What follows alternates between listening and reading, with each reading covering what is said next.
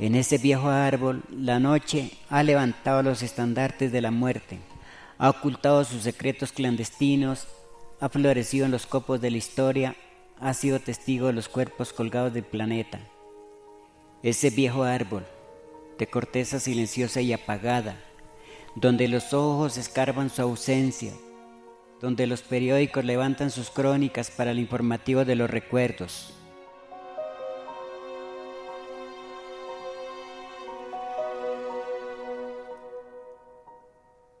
Quienes viven en Bogotá y conozcan la ciudad quizás reconozcan a ese árbol alto que se alza en la punta de un cerro, ese árbol al que se refieren estos versos justamente. Por su rústica corteza, curiosamente los hijos de los hijos van a verlo. Le riegan bendiciones, Padre nuestros, oraciones a María y peticiones al Altísimo. En ese viejo árbol, la nostalgia recorre en su silencio, tropiezan imprudentes con la niebla, se cuelgan al perfil de su ribera, como largos girasoles sobre el tiempo, sus cogollos de Y para los que no, aquí va el dato. Algunos lo conocen como el palo del ahorcado, otros como el árbol de la vida. Es un eucalipto ubicado en la cima de un cerro del barrio Potosí, en Bogotá, y es desde el siglo pasado un auténtico emblema del sector. Se cree que allí se han suicidado decenas de personas, pero a su vez, curiosamente, es el punto de llegada de uno de los viacrucis más atestados y emotivos de la capital. Cada año, de hecho, decenas de miles de personas ascienden por el cerro que lo flanquea hasta colocar cruces hechas a mano sobre su corteza. Y el palo del ahorcado es también un punto de referencia sobre el cual Gualdino Fosca, un hombre oriundo de Quipile de Cundinamarca, decidió escribir un día, como tantos otros en los que se ha dedicado a sentarse a escribir poesía. El poema, que justamente se llama El árbol del ahorcado y que combina esos dos aspectos culturales del eucalipto en cuestión, es uno de los escritos que este hombre de 71 años planea publicar pronto, y planea publicar para seguir cumpliéndose una promesa que empezó con vender un lote. Sí, con vender un lote para poder ser un autor publicado. Esto es Próxima Página, un podcast del tiempo. Bienvenidos.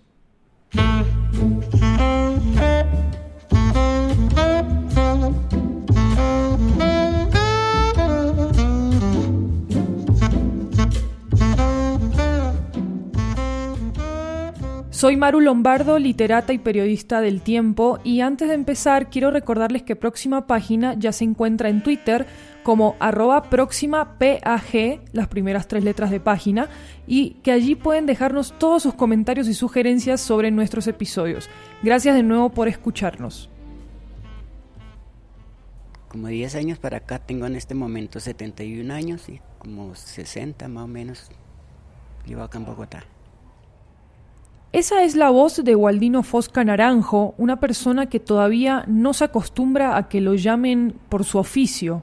Incluso para mí la palabra poeta, creo que ahorita sí la estoy un poquito aceptando, pero para mí la palabra poeta era como algo tan lejano, como tan encima, que me parecía increíble. Yo me imaginaba una persona con una barba que no sé, algo como supremo, ¿no? Sin embargo, antes de empezar a dedicarse a escribir versos, Gualdino, que por cierto no tiene barba larga sino un bigote blanco, solitario debajo de su nariz ancha, hizo muchas otras actividades, como ser panadero desde los 13 años, cuando apenas se estaba ajustando a la ciudad. Otra cosa que hizo fue mudarse demasiadas veces para su gusto. Tal vez las circunstancias, ¿no? De acuerdo al trabajo, unas veces, otras veces, no sé, por la misma, pues las relaciones familiares. Entonces eso me ha ubicado en diferentes partes. Yo viví inicialmente en Barrio Los Alcázares, viví en Lijacá, en el barrio San Cristóbal Norte, en Quirigua, Teusaquillo. Yo he venido dando la vuelta. Y luego estuve viviendo en Soacha y de Soacha me pasé a Bosa, a La Despensa, y de La Despensa vine acá y aquí estoy.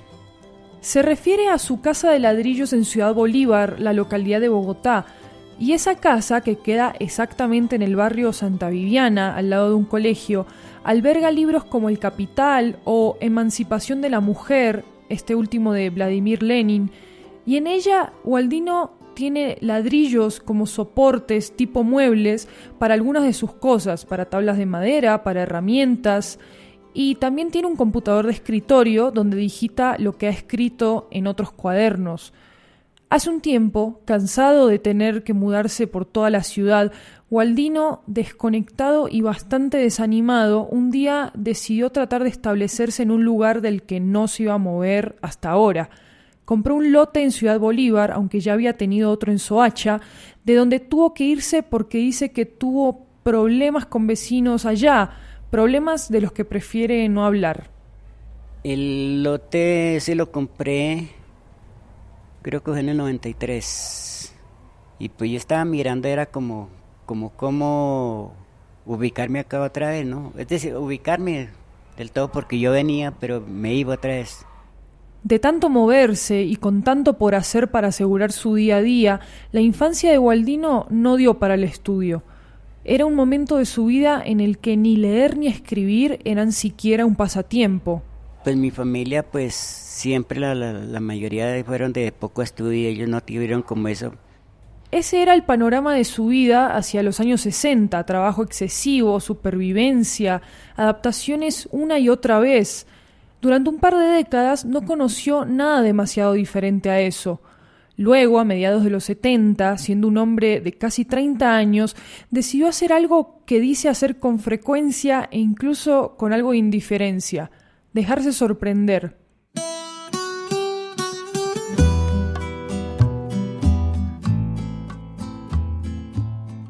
En este caso, retomó la formación que había tenido que dejar atrás de pequeño. El contacto con la literatura lo vine a tener después de, precisamente cuando ya formé el hogar con una señora que se llama Blanca. Formamos el hogar, todo eso, y luego pues un primo que se había entrado a hacer ahí en Chapinero precisamente a hacer una capacitación de adulta, a estudiar la primaria.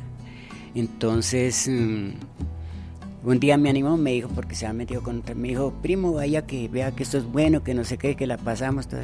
Y me animó y me fui, pues allá únicamente hacía en la primaria, hice cursos. Yo entré a segundo, porque yo en el campo no hice sino 7 meses de estudio en una escuela, y de ahí me trajeron. El instituto al que iba a hacer las capacitaciones no estaba particularmente enfocado en hablarles a los estudiantes de escritores, pero sí tenía un requisito: cada curso debía organizar un evento cultural cuando se terminara su ciclo de estudio. Entonces la profesora de segundo grado les pidió a todos sus estudiantes, incluyendo a Gualdino, que escribiera algo, lo que fuera.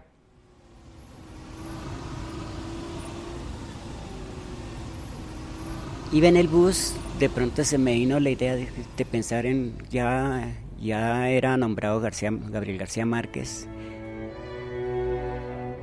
Muchos años después, frente al pelotón de fusilamiento, el coronel Aureliano Buendía.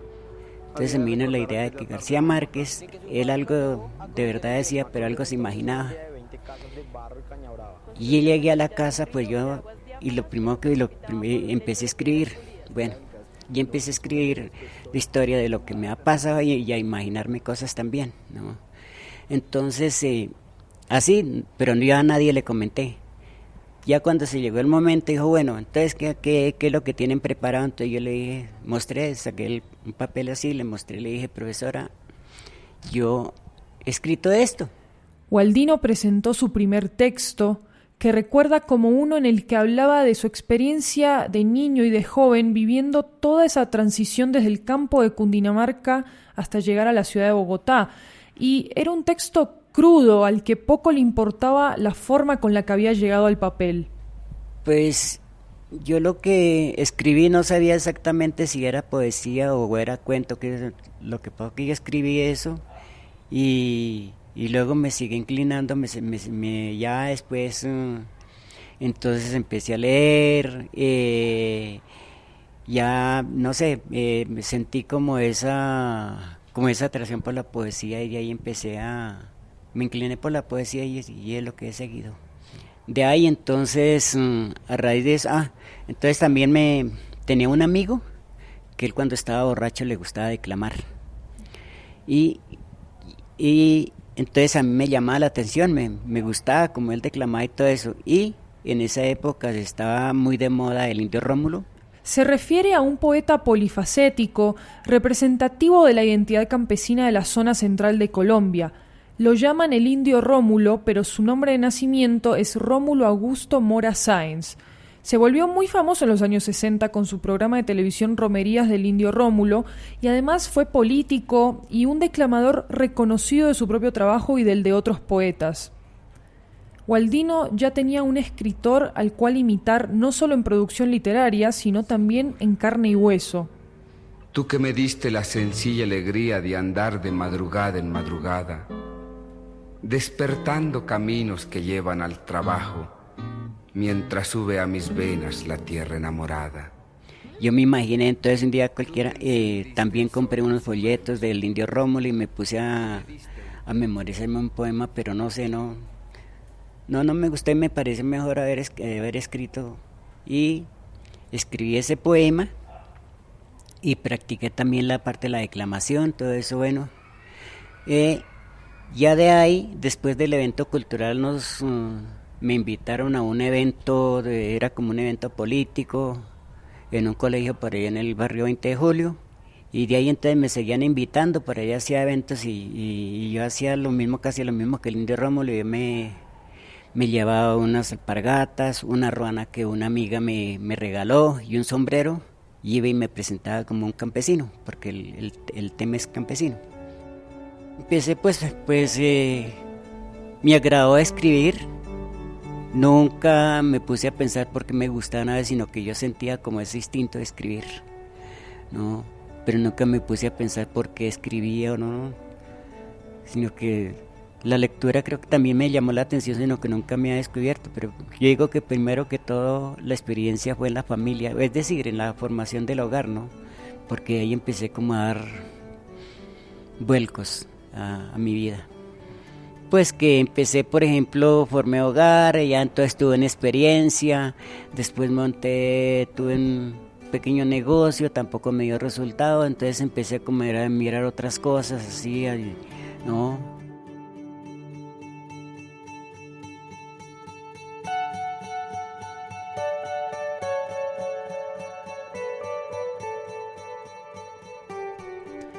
Él insiste en que la llegada de la literatura a su vida fue una sorpresa, una que nació del acto de vivir, de experimentar el mundo, de sufrirlo mucho también.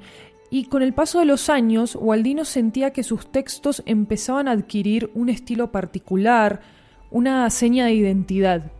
Hubo un profesor que nos dictaba temas de periodismo y de sindicalismo y todo eso, entonces un día hablando con él me dijo que yo debía de leer y me recomendó a un libro romancero gitano que es de Federico García Lorca, ¿no? Entonces yo lo compré y empecé a leer ese libro, ¿no? Entonces me dijo es que su estilo es más o menos parecido a esto, entonces cómprese tal libro. Otros poetas, como el chileno Pablo Neruda, también fueron parte de su propio aprendizaje. Personalmente recuerdo que uno de los primeros escritores que empecé a leer siendo adolescente fue a Paul Auster, un estadounidense conocido por haber escrito la famosa trilogía de Nueva York, que de alguna manera buscaba salvarse de la decepción que sentía de sí mismo, escribiendo sin parar, como una forma de vida. Él repite eso en varias entrevistas. Y pienso que, aún haciendo poesía, Gualdino no podía salvarse de algunas realidades que lo rodeaban. De alguna manera empezó a volverse como ese árbol medio mítico, de ramas alzadas al cielo que se alza en una loma de su localidad. Es un árbol solitario. Se veía una prenda roja colgando el árbol, decían que era que un niño se había ido a ahorcar allá.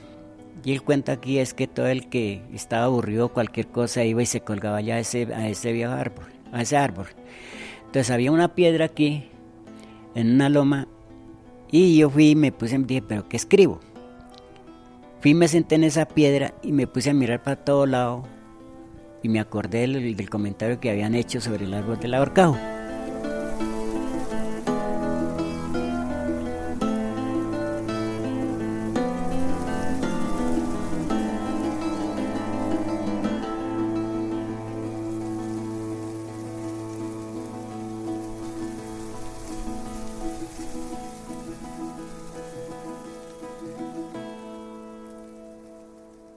Hacia los años 80, parte de la vida de Gualdino empezó a desmoronarse. Aunque tenía familiares en Bogotá, se volvió un ser apartado de todos sus lazos de sangre. Lo consumió la soledad. Ya cuando me aficioné porque que me gustaba, ya me incliné por leer y todo eso y empecé a comprar libros de segunda. Entonces, un familiar que ya falleció me decía que yo para qué tenía todos esos libros, que me habían que botar a todo eso a la caneca. Entonces, eso a ellos nunca les llamó la atención, ¿no? Sí.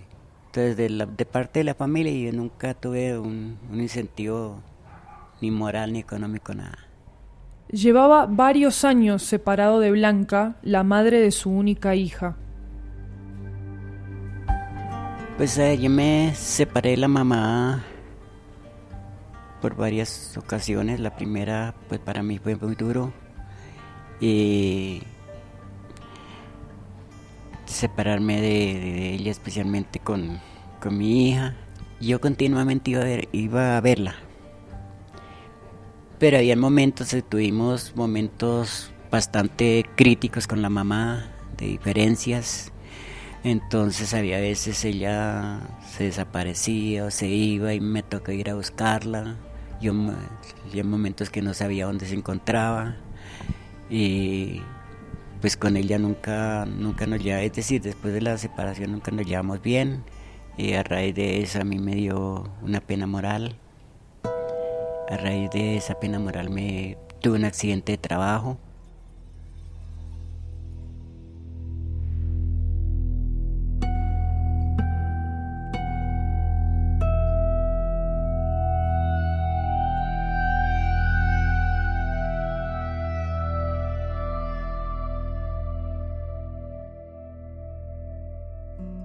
Yo trabajaba con un ayudante, porque yo era el panadero y ese día el ayudante no fue. Entonces, a raíz de como se veía yo englobado, no sé cómo, hay una máquina que se llama rodillo o cilindro, que son dos cosas que van marcando. No sé en qué momento se me fue la mano.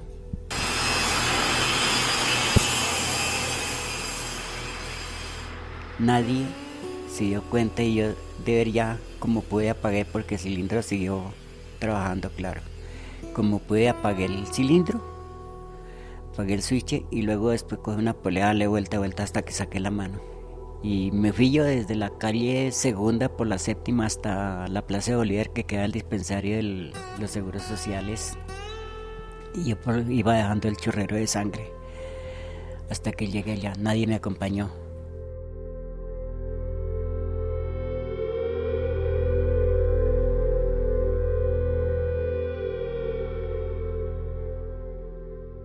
Aquel accidente es como un epítome de la tristeza general que Gualdino sentía por el estado de su vida y de sus relaciones, de su falta de estabilidad y de acompañamiento. Pero tenía su lote en Ciudad Bolívar recién comprado, la promesa de una casa donde finalmente echaría sus raíces y la escritura que lo acompañaba. Y cuando las cosas empezaron a pintar bien de nuevo, quiso llevar su literatura al siguiente nivel. Entonces ya tenía varios escritos, participé, eso ya fue en el 90, ya participé en la Casa de Poesía Silva. Allá ya tenía como el 80% ya de poemas o de contenido. Y un día pues yo leí y ya leer, entonces después me dijo que el taller lo hice con J. Mario Arbeláez, ¿no? Entonces ya cuando hice el taller con J. Mario Arbeláez, entonces ya como que le dije, bueno, dijo no, pues está bien. Entonces ya en vista de que me había dado como el visto bueno, Entonces ya pensé, dije, no, tengo que publicar. A su alrededor muchos se lo confirmaban, no faltaba nada para que naciera su primer libro de poemas llamado Canto Paralelo, un libro que recopila experiencias personales y sociales que tuvo luego de haber formado una familia. No faltaba casi nada, pero... Y ahí empecé, ya tenías los textos, yo me iba a las editoriales, preguntaba, lo miraba, no me decían si el libro era bueno o no era bueno, sino que en las editoriales me llegaban y miraban, contaban las páginas de, bueno, esto le vale tanto, es el 50% que tiene que abonar, pero yo nunca encontré apoyo, pues no tenía la plata. Y seguí así por varios tiempos hasta que llegó el momento y dije, no, yo tengo que mirar a ver cómo edito el libro para pues sellar un sueño, ¿no?, que yo tenía. Gualdino se enfrentó a la realidad de que publicar no solo era un acto de fe, y para darse cuenta de eso no tuvo que llegar a los círculos de las editoriales que trabajan con distribuidoras, con libreros, con muchos diseñadores, con correctores, en fin, con una gran cadena de trabajadores que añaden un costo al producto final y cierta garantía de venta. No, para un talento como Gualdino, muchas editoriales e imprentas pequeñas, aunque no se encargaran de su distribución ni de su promoción, aún así pedían dinero para poder publicar Canto Paralelo en papel. Nada aseguraba que sus libros se fueran a vender, ni que eso cubriera los gastos de producción y las ganancias del poemario. No, eso sí de harto, no sé, como más o menos del 90, el libro salió en el 97, duré tal vez como 6 años mirando de un lado a otro y no, sí. El ciclo del rechazo de las editoriales y de las imprentas, un rechazo que tenía que ver con un problema estrictamente económico, iba a opacar los deseos de Gualdino, y ya lo estaban haciendo. Él sentía que se estaba quedando atrás.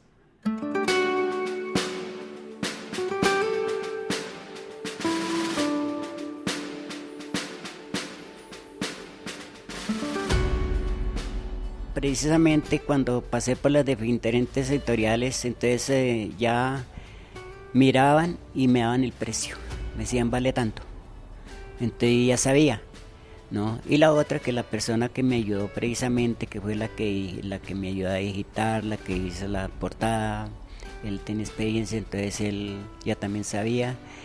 Y se llevó el texto y precisamente con él nos fuimos y recorrimos porque él conocía varias imprentas en el centro, entonces fuimos y entramos a varias imprentas y preguntábamos, ¿no? O sea, él preguntaba y yo lo hacía era acompañarlo, entonces me decía, no, caminamos a tal parte a ver si nos sale más barato, y ahí salíamos, no, allí tengo otro conocido, caminamos a tal parte y así. Entonces prácticamente él fue el que llegó y dijo, bueno, entonces aquí en por esto y esto, y él me explicó por qué. Me dijo, bueno, aquí es donde vamos a editar el libro. Yo quería publicar porque, a ver, a mí me parecía que una persona, independientemente del estudio, independientemente de lo económico, puede realizarse, puede ser, como dice, ser atrevido y cumplir con unos sueños, ¿no? Y yo lo que quería era eso, demostrar que uno, independientemente de que no tenga plata o que no tenga estudio, puede realizar cosas.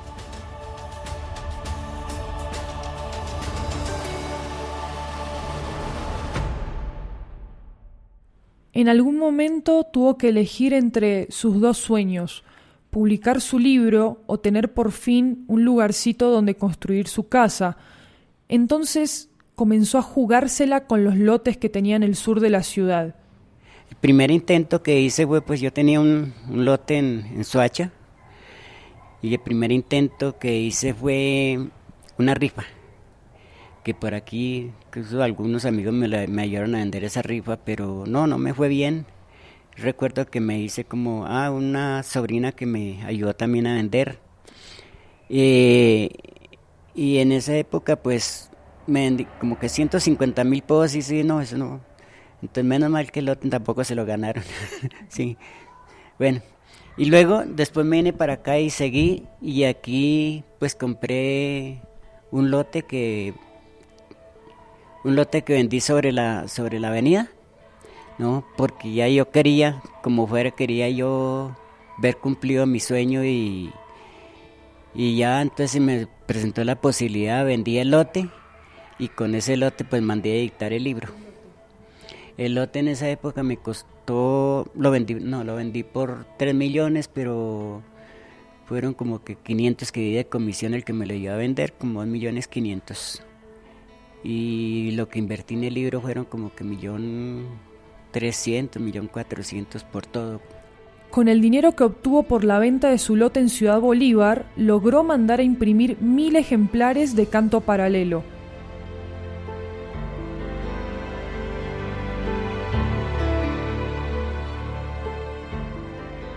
Y ese día fue el día más feliz de mi vida porque era un sueño cumplido. Es un libro de portada amarilla que muestra a un hombre con una gabardina verde atravesando un marco de 2 puertas y tiene el lomo engrapado. Pues los primeros ejemplares, pues eso se empezó la venta. El día del lanzamiento, allá vendí como que un libro, fue el primer libro que vendí. Después me preguntaba que cuánto valían, yo no sabía ni cuánto cobrarle, porque no sabía eso. Pues bien, pues ese día, siempre a mano está el recordar, pero ese día ya porque digo que ¿no? Y eso se lo escuchaba a muchos escritores, que un libro es un hijo para un escritor o una escritora. Pero su hija, Sandra, no estaba ese día con él. Porque en ese momento no teníamos como la comunicación, ¿no? Y yo le digo, yo estaba concentrado en el libro y no sé si no podría explicar exactamente por qué, pero no tenemos como la comunicación suficiente. Y el lanzamiento del libro, pues ella no pudo participar porque estaba enferma, me acuerdo. Que eso fue en el planetario. Yo la llamé y ella me dijo que no podía, estaba enferma, creo que estaba hospitalizada. Sí. Entonces no pudo, y para mí, pues claro, fueron otros familiares, todo eso, pero no, yo quería, era mi hija. Me hubiera gustado tener a mi hija. Que yo quería que ese día compartir esa felicidad tan grande que tuve con ella. Hay tristezas que la escritura no pudo sanar nunca.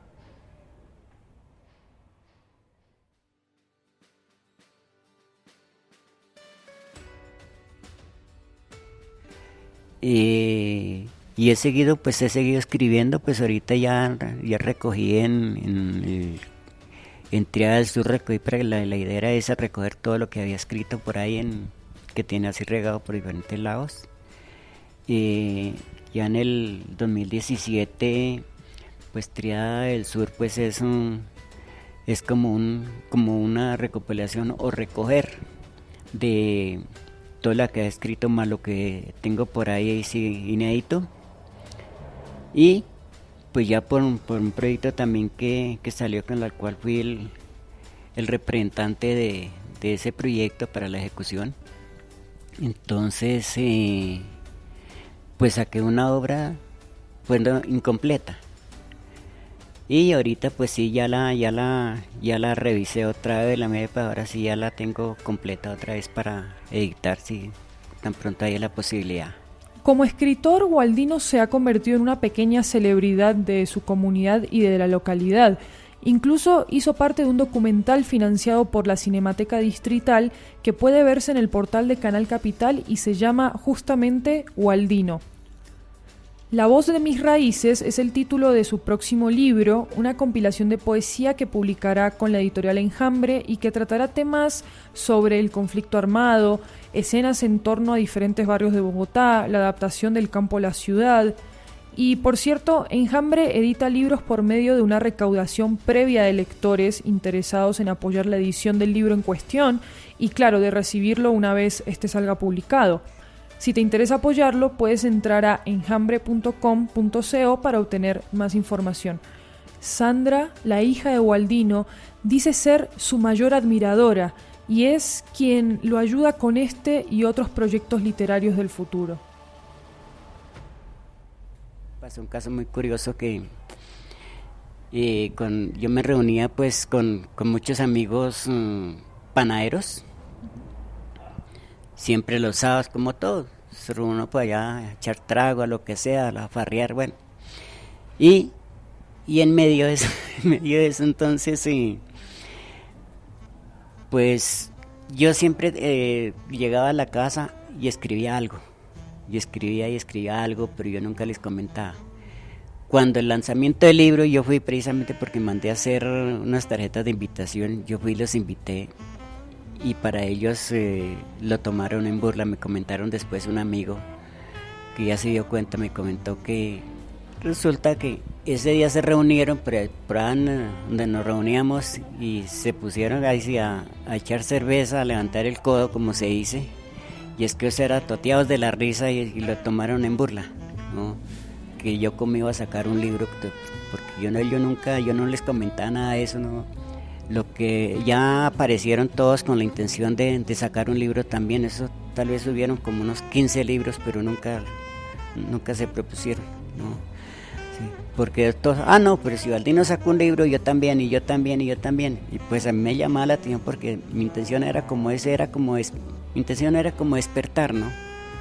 Sí, y de ver que sí uno podía hacer las cosas.